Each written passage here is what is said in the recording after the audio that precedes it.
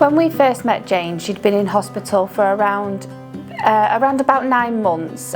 She was under quite heavy ratio of staffing whilst in hospital. We initially met Jane with the plan to transition out of hospital back to the home environment so that she'd be able to build more of an independent lifestyle and return back into education. When we first started supporting, Jane was extremely reluctant to engage with any sort of staffing. She was very wary of kind of the whole support care system. I recognised that this was a lot of a struggle, so I provided a lot more of hands-on support as well with the supporting team. Between myself and her supporting team, we spent a lot of time with Jane. We were able to really sort of begin to break down those walls. We built a lot of trust with her. We took on board a lot of what she wanted. We worked really closely with the MDT, but we planned and aimed to gather the feedback from Jane of what she wanted her support to look like whilst she was currently in hospital and then upon discharge back home as well. As Jane's safety within the hospital setting had been improving, we had a really massive reduction in incidents. There was no kind of incidents of concern or no episodes of concern. We supported within the family home, which Jane really struggled with. It was a big transition for her to have these people within her home. Again, we took a big look at the environment. We assessed kind of where we could have where her support staff could be, what additional measures and assistive technology we could use to put into place so that Jane was able to have more independence, however still be safely supported and monitored. Again, we recognised that this was difficult for Jane to have within the family home, and we really involved her with that planning. We went back to asking Jane what she wanted that to look like, what she deemed she would be comfortable with within her home. She wanted her support staff to be positioned that she felt she was able to access if she needed it, but also so that she was independent. We worked really closely together. I visited the family home numerous times a week.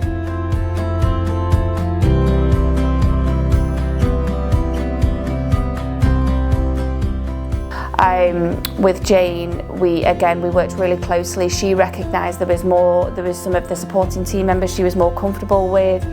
Jane was actively encouraged to create her own rota.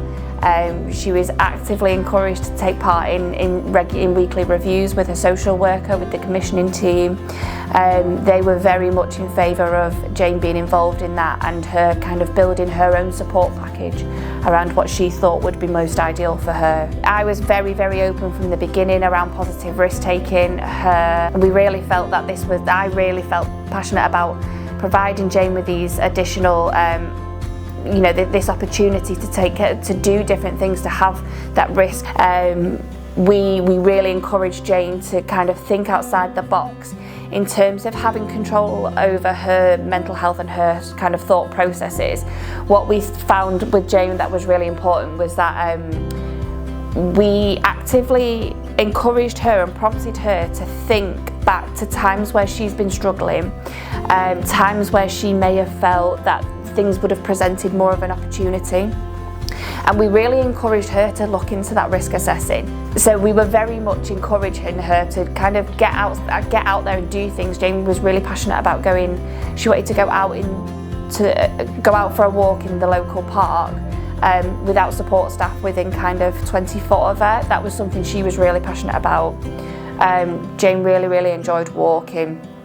So for her, that was one of her main goals. We kind of sat together as a collective with her supporting team. We presented this to the MDT. We'd looked at every single opportunity, and Jane was really kind of positive and gave her own thoughts and spin on this. And she was really good with talking about kind of her mindset and how she felt that people were trusting her more, giving her that opportunity.